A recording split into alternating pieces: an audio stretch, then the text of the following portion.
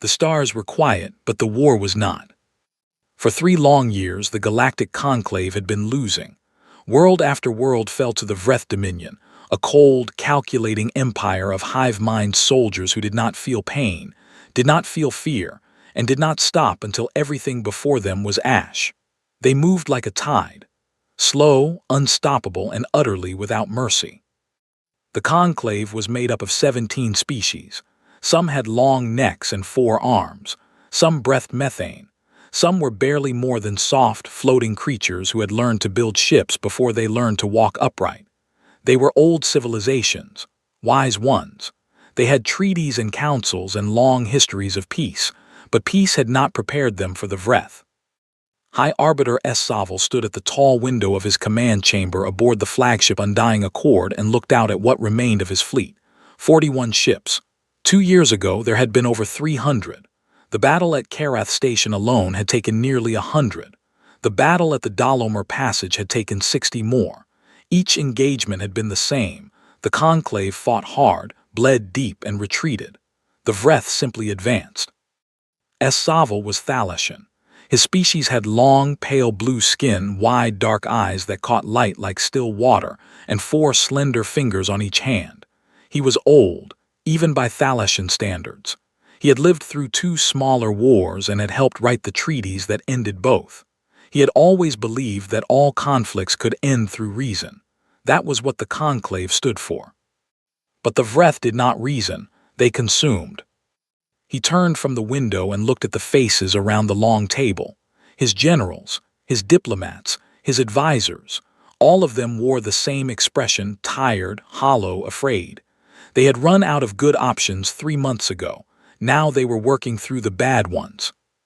"We cannot hold the Marin line," said General Farrow, a broad-shouldered Dravathi with gray-green scales and tired eyes. "If we pull back to the secondary position, we lose the shipyards. If we lose the shipyards, we cannot repair what we have. Within 6 months, we will have no fleet at all." Nobody disagreed. Nobody had a better answer. S. Saval sat down slowly at the head of the table. He folded his hands in front of him and stared at the surface for a long moment. The room was silent except for the soft hum of the ship's engines. "Then we ask for help," he said. One of the younger advisors, a Felari named Quites, looked up. "From whom? Every species within range either cannot fight or has already refused. The Orvani declared neutrality. The Hekari do not have the ships. The Breath Collective offered supplies but nothing more." "Not from them," S. Saval said. He reached across the table and pulled up a star map on the central display. A small yellow star blinked near the edge of the known galaxy. A single inhabited world orbited it, a small, blue-green planet wrapped in white clouds. From them. The room went quiet in a different way. A few people shifted in their seats. Quites looked at the star and frowned. "The humans, Arbiter, they are not even a formal member of the conclave. They only joined the Outer Observation Agreement 4 years ago. Their technology is sufficient," S. Saval said, "and they are the only ones who have not yet said no." Farrow leaned forward. "We haven't asked them yet." "No," S. Saval agreed, "we haven't." He looked around the table once more, meeting every pair of eyes. "But we will now. We are past the point of choosing good options, General. We are choosing between survival and defeat. I will take survival in whatever shape it comes." He composed the message himself. He did not leave it to diplomats or scribes. He sat alone in his private chamber for 2 hours and wrote it by hand, then had it translated and broadcast across every open frequency, not just toward Earth, but outward in all directions, to every corner of mapped space. It was a simple message. It said that the conclave was fighting for its life, that 17 civilizations and hundreds of billions of people were on the edge of being erased, that they were asking any neutral species, any people with the will and ability, to answer. He did not demand, he did not promise great rewards. He simply said, "We are here, we are losing, and we are asking." Then he waited. Responses came in over the next several days. The Orvani sent condolences. 2 small species closer to the edge of the galaxy sent offers of food and medical supplies. One ancient civilization sent a long philosophical message about the nature of war that was, in practical terms, completely useless. A few species did not respond at all. Then, on the fifth day, a signal came back from the direction of the small yellow star. It was delayed. The distance alone accounted for that, crackly with static, compressed to fit across the vast empty stretch between their position and Earth. The voice on the recording was a woman's. She spoke in a flat, calm tone, as if she were reporting weather conditions rather than answering a desperate call for help across the galaxy. "This is Admiral Yara Okonkwo, United Earth Expeditionary Command. We received your transmission. We're already on our way. Estimated arrival at the Karath Nebula staging point, 42 standard days. Don't move your fleet without telling us first. Okonkwo out." That was it. No questions, no negotiations, no requests for resource payments or territorial agreements. They had heard the call and they were coming. For a moment, the bridge was completely silent. Then Quites quietly pulled up the Conclave's xenobiological records on humanity. The file was not long. Humans had only been in contact with the wider galaxy for a little over 30 years. They were a young species, technologically speaking. Their ships were slower than average. Their weapons were functional but not advanced. On paper, they were an unremarkable civilization from a small world near the outer arm of their galaxy. And then Quites scrolled to the planetary classification. He read it twice, then he read it a third time slowly. Earth Sol System, Classification, DATHWRLD Class 5. He read the details beneath it. The gravity was nearly 10 meters per second squared, far heavier than the Thalassian home world, heavier than almost anything in the Conclave's territory. The atmosphere was a volatile mix of nitrogen and oxygen, a combination that could sustain fire under the right conditions, meaning the planet's own air was capable of burning. The surface temperature ranged across more than 60 degrees depending on season and location. The oceans covered most of the planet and reached crushing depths. The land masses were filled with creatures large enough to kill armored soldiers. There were diseases, parasites, extreme weather events, seismic activity, volcanic zones. And the humans, the dominant species, had not just survived all of it. They had risen to the top of that world's entire food chain. They had fought their way to the top over millions of years, against everything their planet had thrown at them. Quites set the report down on the table very carefully, the way someone sets down a glass they are afraid of breaking. "Arbiter," he said slowly, "I think we need to talk about what exactly we just invited." As Saville looked at the report, he read it in silence.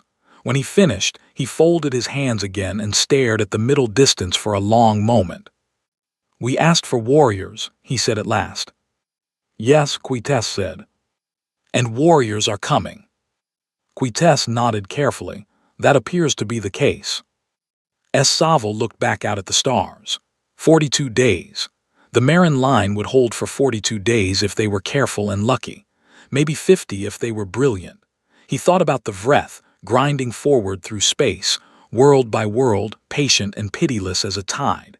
He thought about his people, about every world in the Conclave, about all the billions of lives that depended on what happened next. Then he thought about a small blue-green world in the outer arm of the galaxy. A world that had spent millions of years trying to kill its own children. And the calm, flat voice of a woman who had answered a desperate cry for help with the words, "We're already on our way." "Make sure the docking bay is ready," S. Saville said quietly, "and brief our soldiers on human customs. I don't want any misunderstandings when they arrive." Farrow cleared his throat. "What kind of misunderstandings are we expecting?"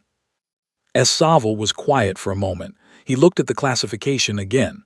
Class 5 Deathworld, top of the food chain. "I don't know," he admitted. "That's what worries me." Far across the empty dark, 42 light days away, a fleet of human ships burned hard through space toward the Karath Nebula. Their hulls were scarred. Their crews were awake and ready. And at the front of the formation, on the bridge of the heavy carrier UES Endurance, Admiral Yara Okonkwo stood with her hands clasped behind her back and looked at the stars ahead. She did not look worried. She looked like a person who had a job to do and fully intended to do it.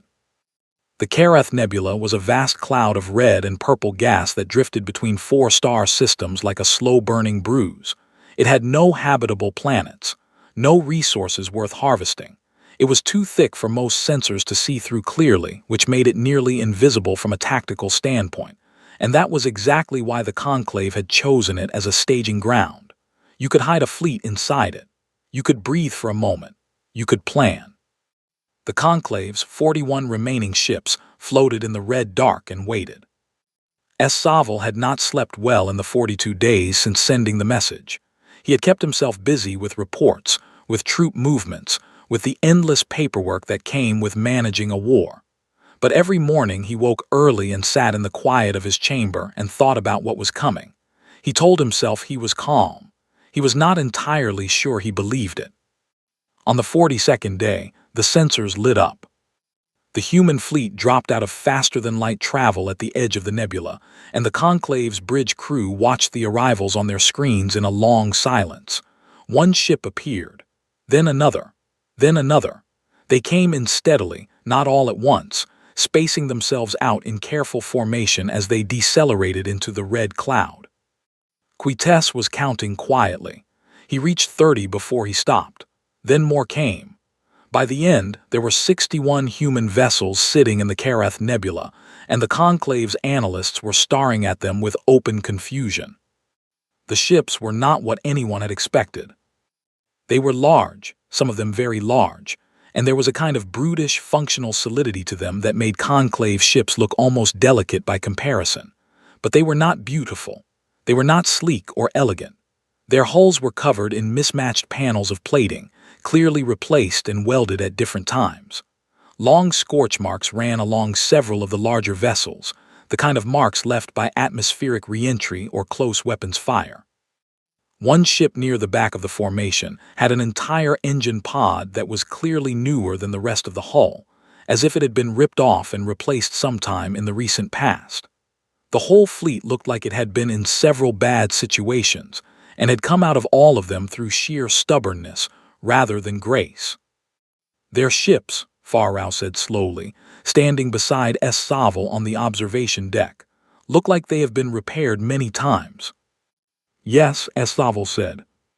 "And they kept the ships anyway." "Yes." Farrow was quiet for a moment. "We usually retire a ship when it takes that level of damage." "I noticed." A communication request came in from the lead vessel, the *Ui's Endurance Asterisk, a massive carrier-class ship that was nearly twice the length of the Undying Accord.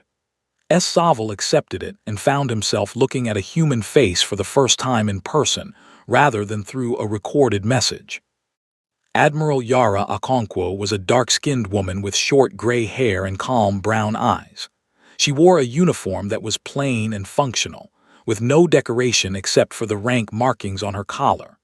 She sat very still in her command chair, not the careful stillness of someone suppressing emotion, but the natural, comfortable stillness of someone who simply did not move unless they needed to. She looked at Saval the way someone looks at a person they are meeting for the first time but fully intend to work with. "Arbiter Saval," she said, "I'm Admiral Okonkwo. Thank you for holding the line until we got here." Saval, who was 400 years old and had met dozens of alien species, found himself momentarily caught off guard by the simple directness of it. "Thank you for coming, Admiral. We did not expect such a swift response."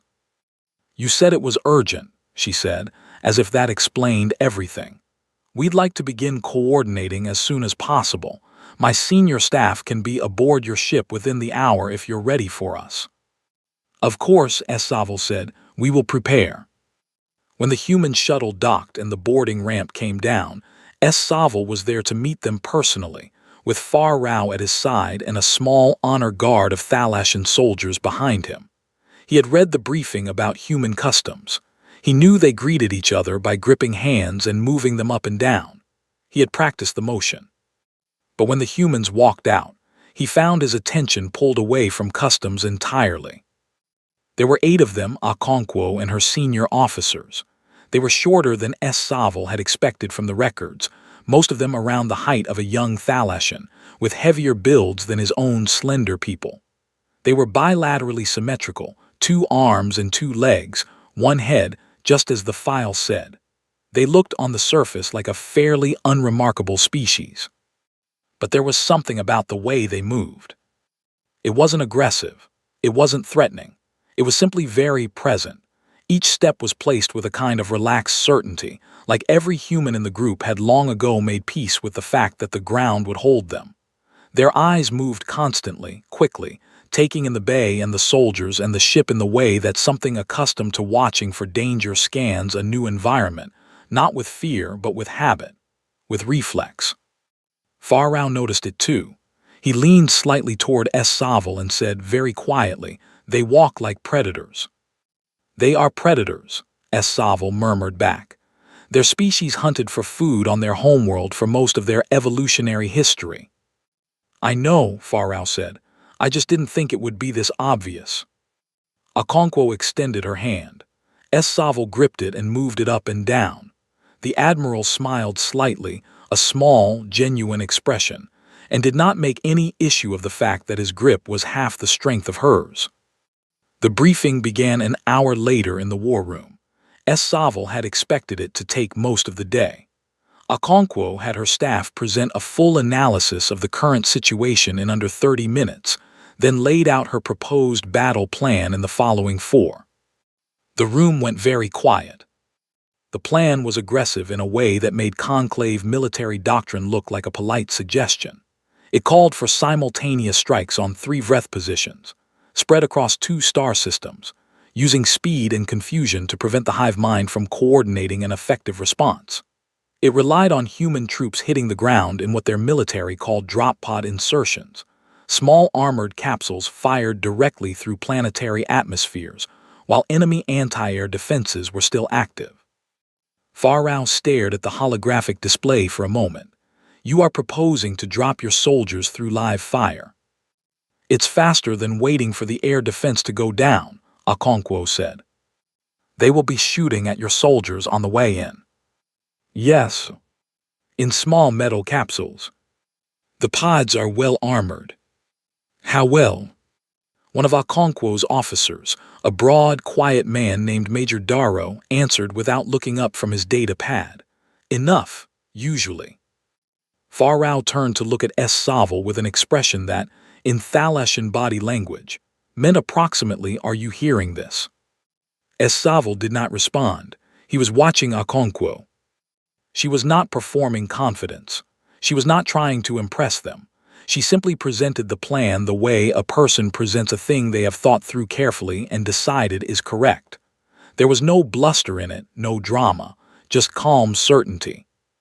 "Walk me through the logic," S. Saval said. She did, and as she talked, it began to make a kind of brutal, efficient sense. The Vreth hive mind was very good at coordinated responses to expected threats. It was slower when faced with multiple simultaneous crises happening in different places. The plan was designed not to win through superior force. The Conclave didn't have enough ships for that, but to create so much chaos across so many points that the hive mind couldn't process fast enough to contain it. "You're not planning to overpower them," S. Saval said slowly. "No," Okonkwo agreed. "We're planning to confuse them. There's a difference." That evening, as the human officers were taken to their assigned quarters, S. Saval found himself standing with the Conclave medical officer, a gentle Felari named Thoven, who had been asked to run a routine health check on the arriving troops. Thoven found S. Saval in the corridor and pulled him aside with a slightly stunned expression. "Arbiter," Thoven said, "I finished the basic health scans." "And?" Thoven handed him the data pad. "The first soldier I scanned, a female mid-career based on her rank markings, showed 14 healed bone fractures, evidence of 3 separate serious infections that had been treated and recovered from, surgical scarring on her side and left arm, and what appears to be a regenerated section of tissue on her right knee." He paused. "She told me this was normal." When I asked if she had lived through a particularly dangerous career, she said she had spent most of her service in administrative logistics. As Saville looked at the scan, he looked at Thoven. Administrative logistics. Yes, arbiter, desk work essentially. Thoven shook his head slowly. I checked 3 more soldiers after that, all similar results. These are not the battle scars of frontline fighters. This appears to be just what happens to humans who exist. S. Saville handed the data pad back. He stood in the corridor for a long moment, listening to the sounds of the human fleet somewhere outside the hull, distant communications, the noise of machinery, the faint sound of laughter from somewhere down the docking corridor. Laughter, they were laughing. He thought about the Class 5 designation again. He thought about the scorch marks on their ships, the calm in Okonkwo's voice, the way their soldiers moved through the bay like animals that had never, in their entire evolutionary history, learned to be prey. Then he thought about the Vreth, and for the first time in a very long time, he felt something other than despair. He felt something that might, cautiously, be called hope. Kalos IV was a gray, cold planet. Its sky was the color of old metal, covered in low clouds that never fully broke open. Its surface was mostly flat tundra broken up by shallow ridges and long stretches of dark rock. The Vreth had taken it 8 months ago, not because it had great resources, but because it sat at a junction between 3 important conclave supply routes. Control Kalos IV and you strangled those routes. Lose it and you gave up a critical vein. The conclave had tried to retake it twice. Both times they had been pushed back with heavy losses. Okonkwo studied the planet's surface maps for 2 days before she presented her plan. She divided the operation into 3 stages. The first was orbital. Human and conclave ships would engage the Vreth defensive fleet above the planet and pull their attention skyward. The second was the drop. 3 companies of human ground troops would hit the surface in pods while the orbital fight was still hot, using the chaos above to mask their entry. The third was the push. Once on the ground, the humans would move on the central command node that controlled the Vreth's planetary defense grid. Destroy that, and the Vreth forces on the surface would lose coordination. After that, conclave ground forces would land and sweep the planet clean. Farao had reviewed the plan twice, and still looked deeply unhappy about the drop pod phase. If the orbital engagement goes badly, he said, your troops on the surface will have no air support and no extraction. Then we won't let the orbital engagement go badly, Okonkwo said.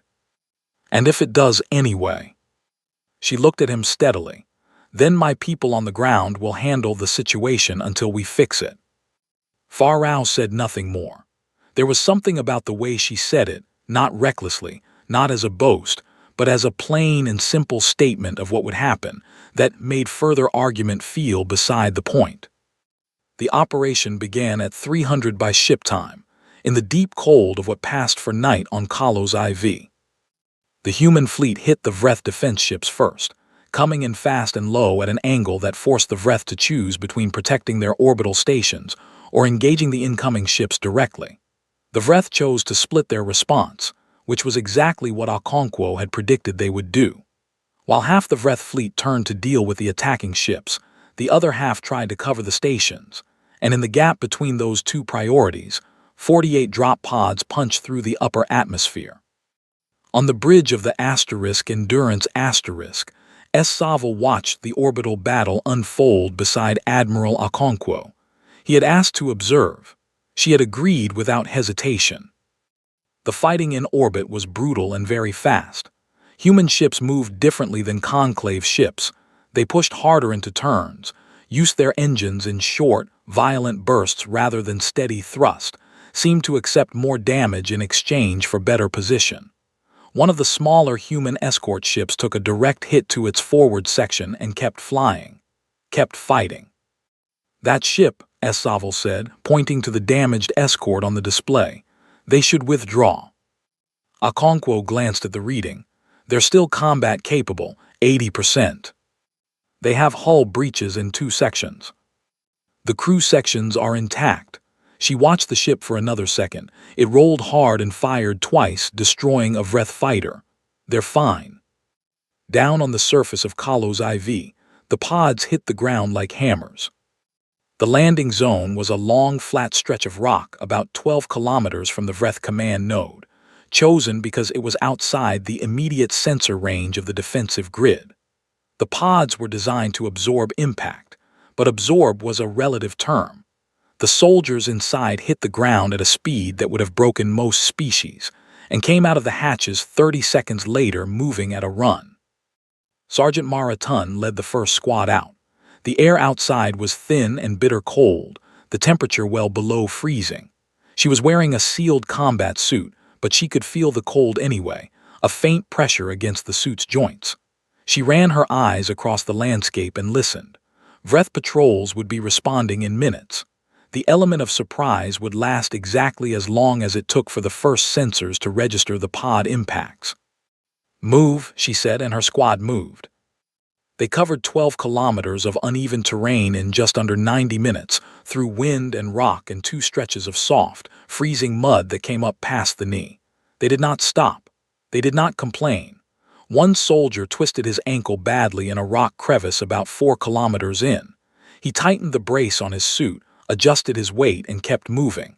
He was limping badly for the last 8 kilometers. He did not mention it. The Vreth patrol found them at the 7-kilometer mark. 8 Vreth soldiers came over a ridge in close formation, moving with the precise, synchronized motion of hive-coordinated troops. They were larger than humans, roughly 2.5 meters tall, with hard-plated exoskeletons and 4 upper limbs, 2 used for movement and 2 for weapons. They had no individual names. They were designated units in a larger mind. They saw the humans. The humans saw them. And the humans opened fire first. The Vreth patrol was eliminated in 40 seconds. One human soldier took a glancing shot to the left arm that cut through the suit and left a burn. He wrapped it quickly with a pressure seal and kept moving without breaking stride. The squad did not slow down. What came next was not a clean, controlled advance. It was messy, loud, and violent in the way that human combat had always been, ugly and effective, and thoroughly uninterested in aesthetics. The Vreth began redirecting units toward the intruders once their sensors picked up the patrol's destruction.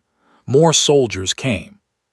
The humans met each one the same way, fast, direct, pushing forward, using terrain and darkness, and their own physical endurance to keep the Vreth constantly reacting instead of acting. A second squad, led by Lieutenant Orion Vass, ran into a much larger Vreth unit, 30 soldiers blocking the route to the command node. By conclave tactical doctrine, the correct response to this was to pull back, request support, wait for reinforcement, and form a new approach plan. Vass called it in to command as required. Then his squad charged directly into the 30 Vreth soldiers. They fought through them in 7 minutes. 3 humans were wounded, none critically. All 3 kept fighting. When command asked if they needed extraction, Vass sent back a single word: negative. Then he asked if more ammunition could be dropped. He was told it would take 20 minutes. He acknowledged it and said they would manage until then. Inside the Vreth command structure, something was happening that had never happened before in 63 conquered species. Reports were coming in faster than the hive mind's local coordination could process them. The patrols weren't just being defeated, they were being overwhelmed quickly by a much smaller force that showed no sign of slowing down. The hive mind began redirecting more and more units. It pulled soldiers from the northern defensive perimeter. It called for reinforcements from the eastern settlement garrison. This was, of course, exactly what Okonkwo had planned.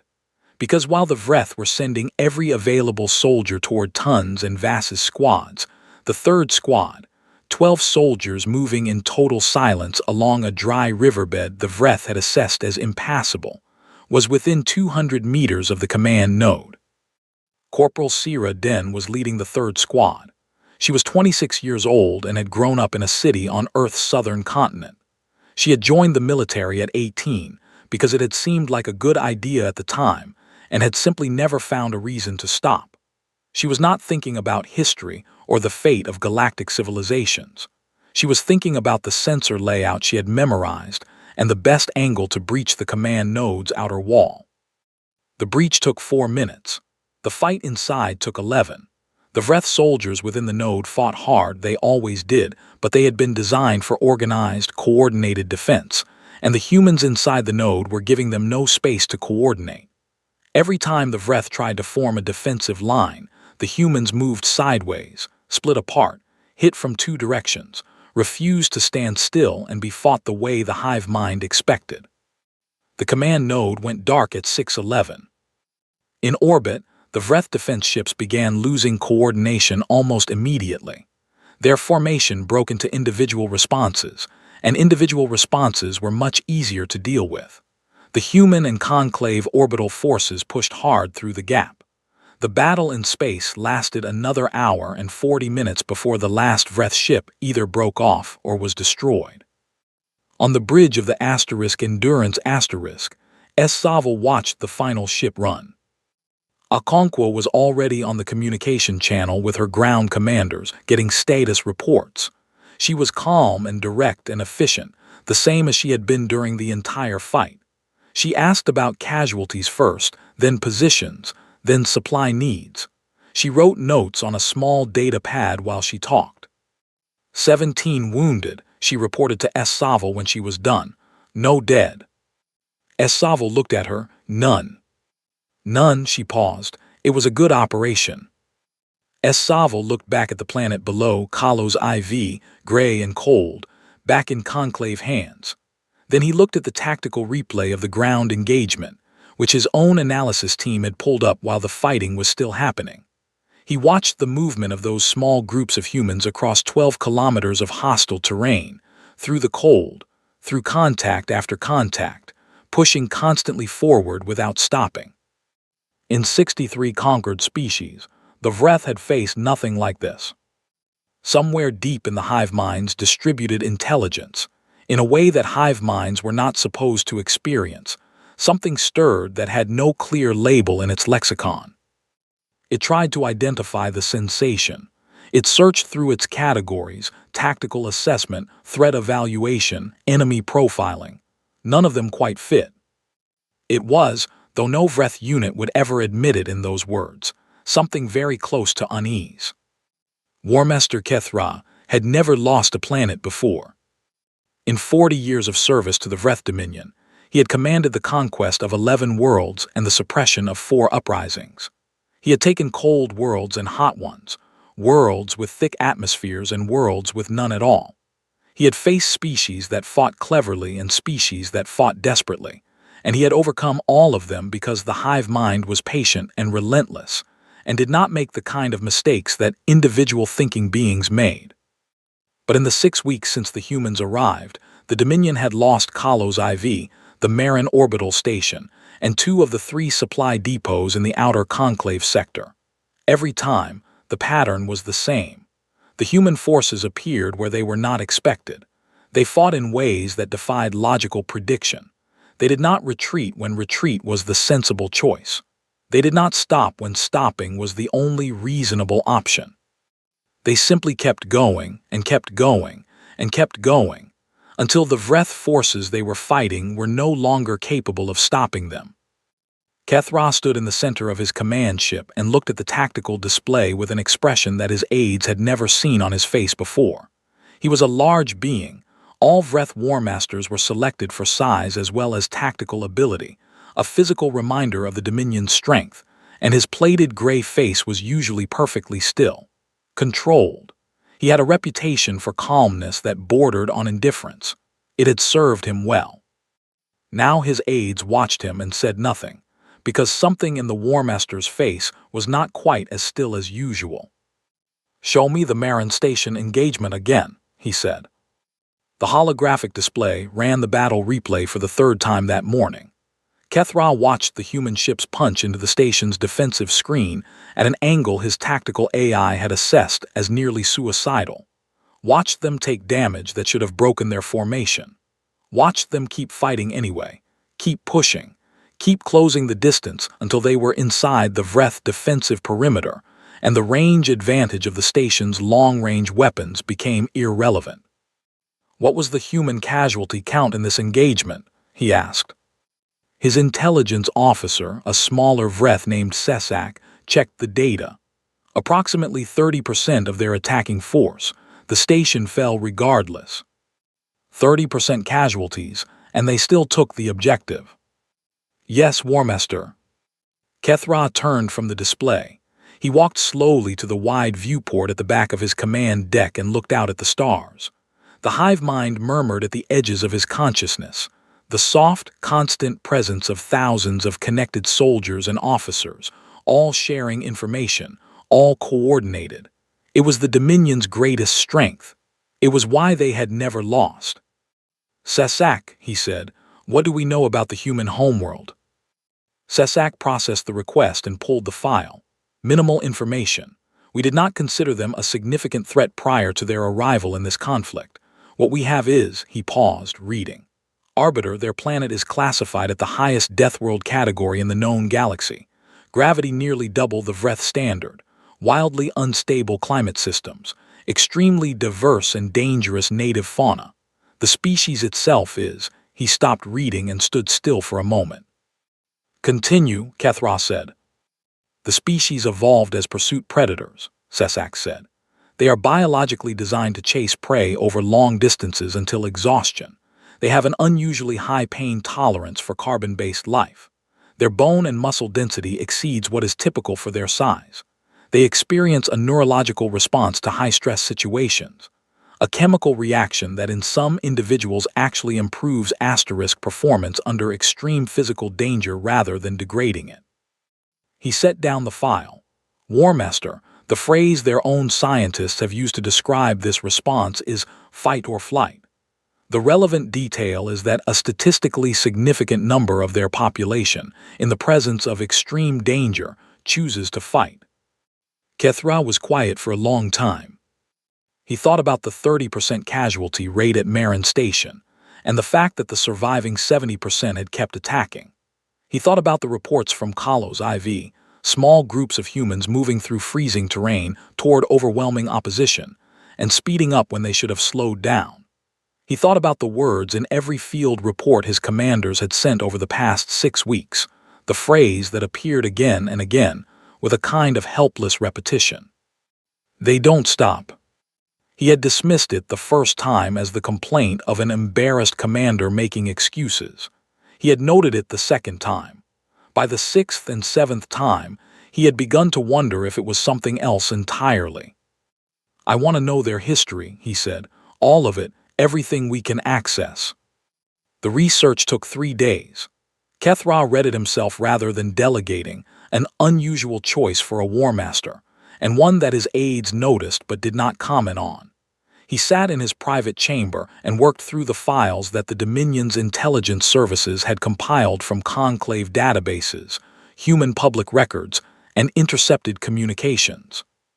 He learned about the Ice Age's periods in Earth's history where the planet's temperature had dropped dramatically, killing much of the life on its surface. The humans' ancestors had survived by adapting, moving, finding ways to generate warmth in a world that wanted them dead. He learned about the great famines, the plagues, the natural disasters. He learned that the planet had, at various points in human history, been struck by objects from space large enough to reshape entire continents. The humans were still there. He read about human wars, the ones they had fought against each other before they ever reached space. He found this section of the file deeply strange. Most conquered species had histories of internal conflict, but nothing like this. Humans had waged wars for territory, for resources, for ideology, for religion, for pure spite. They had developed weapons of mass destruction capable of rendering their own world uninhabitable, and had chosen, eventually, not to use them. But the fact that they had built them at all said something. They had, on multiple occasions, sent soldiers to walk directly into almost certain death because a piece of terrain or an objective was important enough to be worth it.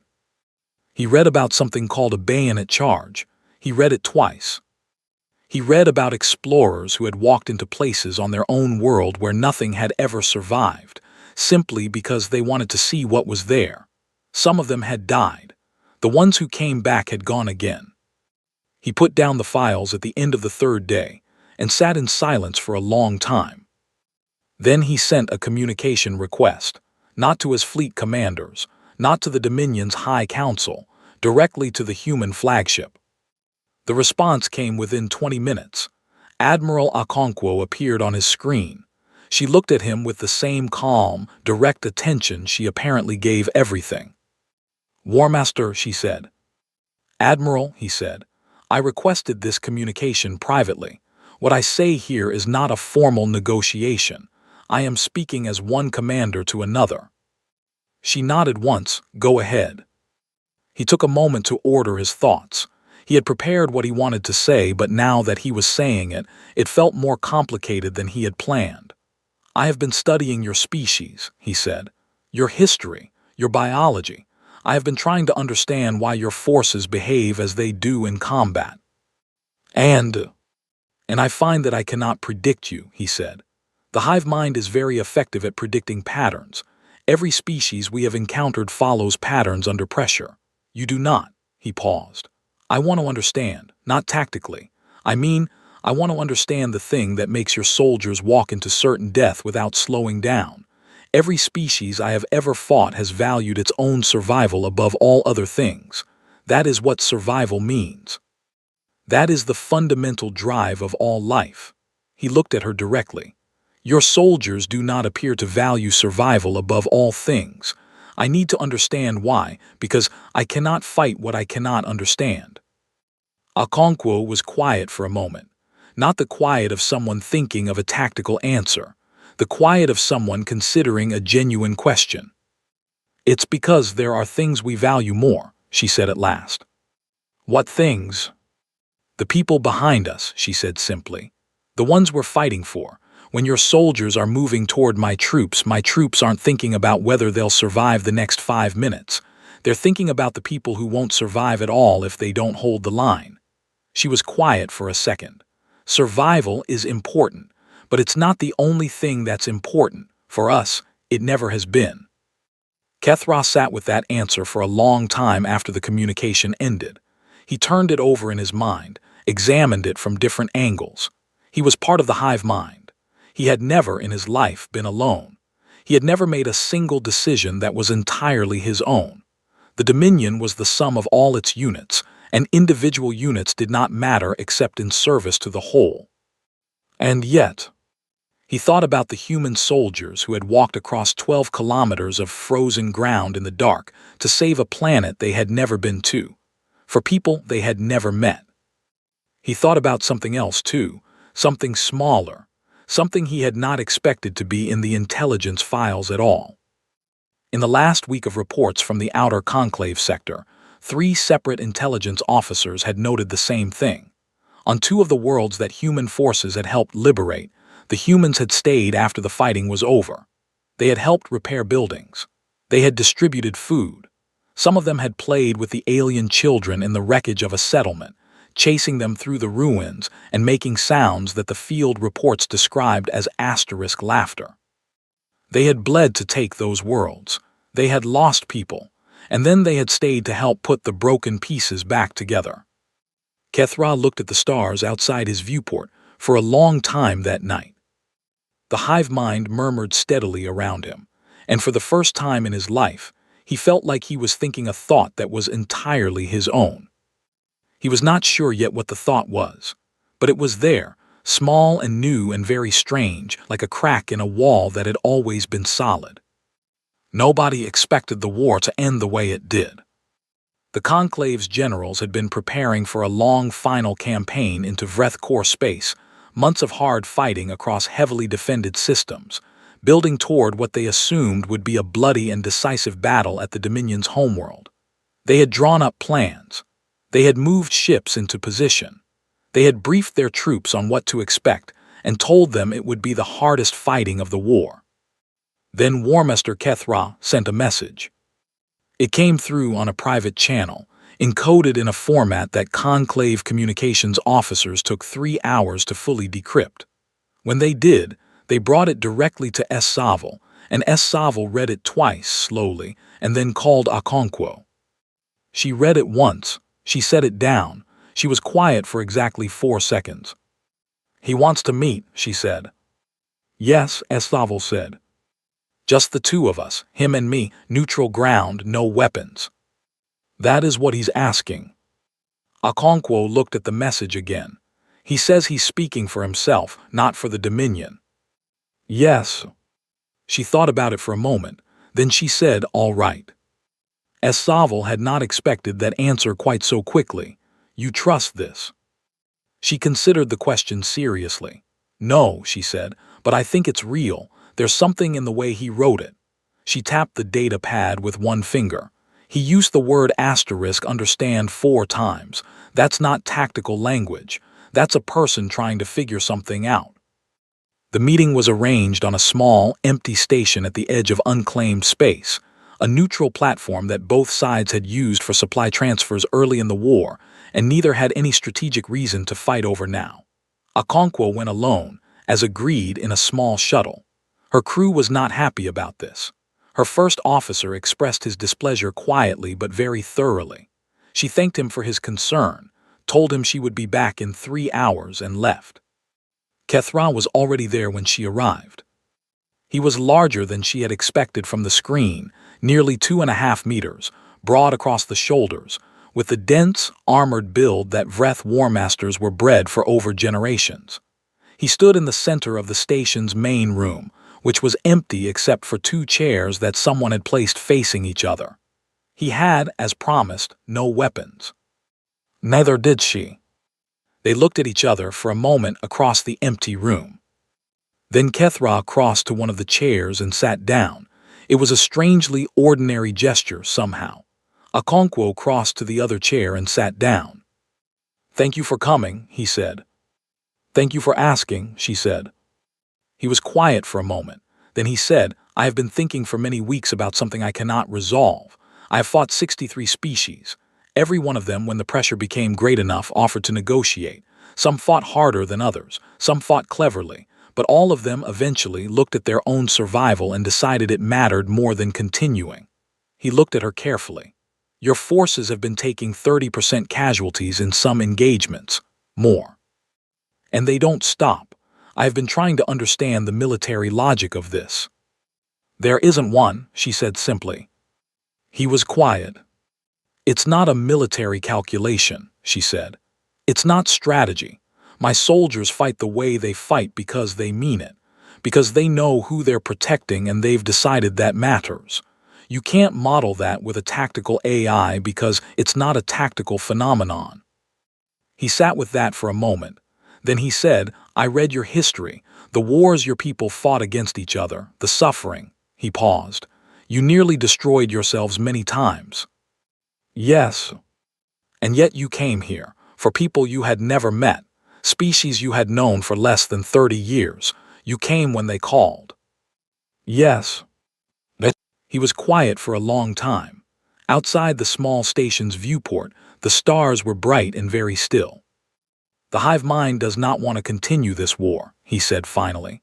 "The losses over the past 6 weeks have been significant. The calculation shifts.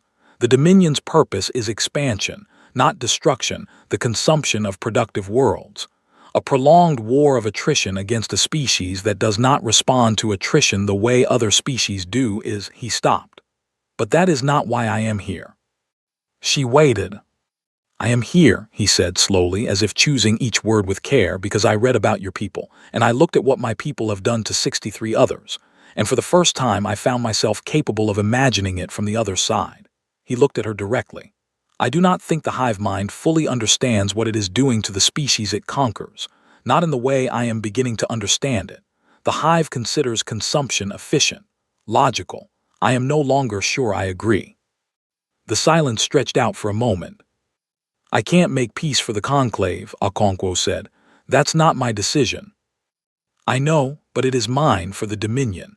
If I return to the High Council and tell them I am choosing to end this war, they will listen. The War Master's word carries weight. He paused. I am asking you if the Conclave would accept a withdrawal, a return of the conquered territories, a ceasefire that holds. I can't answer for them, she said again, but I can tell them you asked. She extended her hand. He looked at it for a moment. He had read about this gesture. He extended his claw carefully, and she gripped it, and they held on for a moment in the quiet of the empty station. The ceasefire was announced 4 days later. The conclave erupted. There were celebrations on every free world, lights and music and crowds in the streets. Species that had been afraid for 3 years suddenly released from that fear. The news moved across the galaxy in waves, and everywhere it landed, people stopped what they were doing and felt the shape of the thing that had just changed. Saville sent a formal invitation to Earth, requesting that humanity accept a permanent seat on the High Council of the Conclave. He attached a separate message offering resource rights, territorial recognition, and a list of other honors that represented, collectively, more than most species received in a century of alliance membership.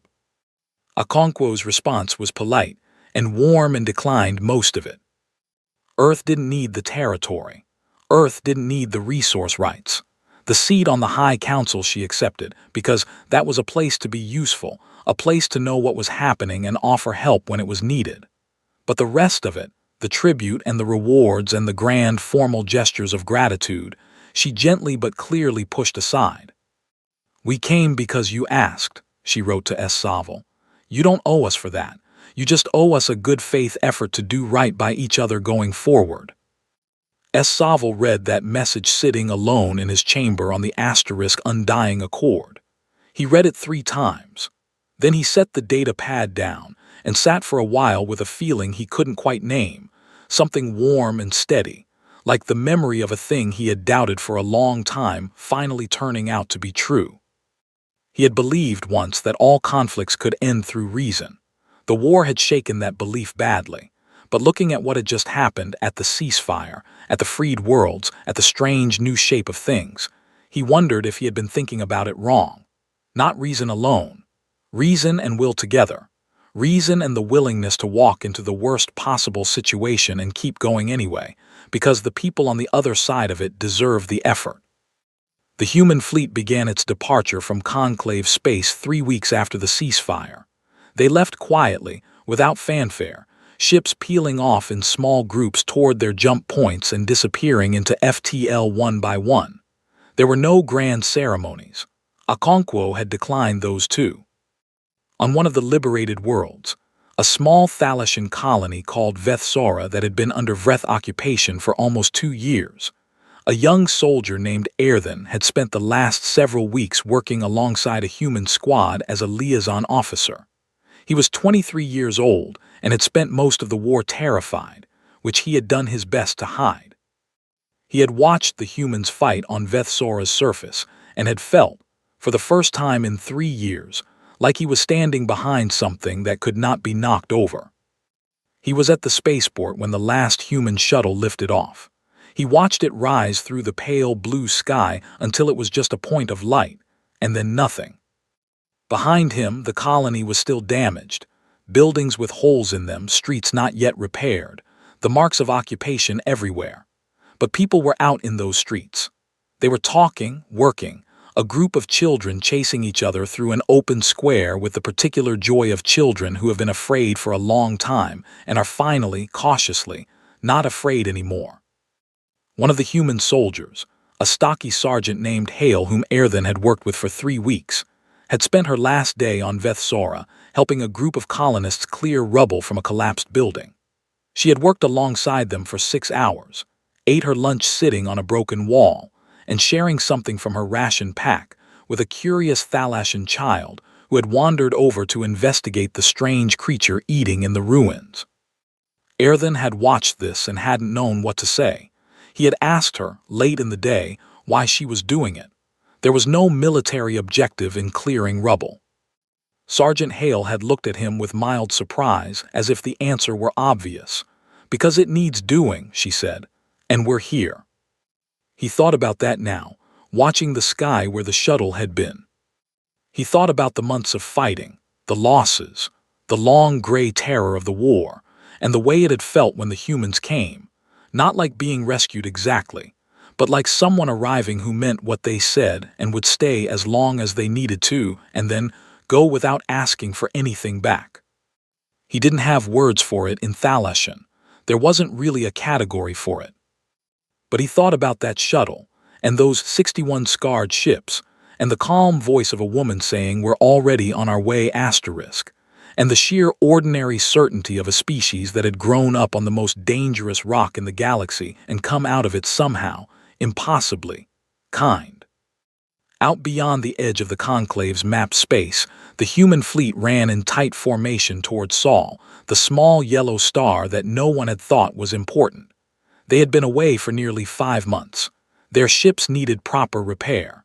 Their crews needed rest, hot food, real sleep. They were going home. On the bridge of the Endurance Admiral Okonkwo stood at the viewport and looked at the stars ahead. Her first officer, Santos, came to stand beside her. They were quiet together for a while. "Think we'll hear from them again?" Santos asked.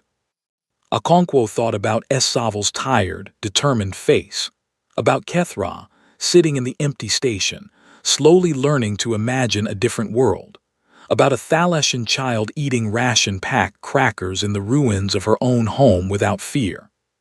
"Yes," she said, "and when we do, we'll go." Santos nodded. He didn't ask anything else. He had known the answer before he asked. The fleet jumped.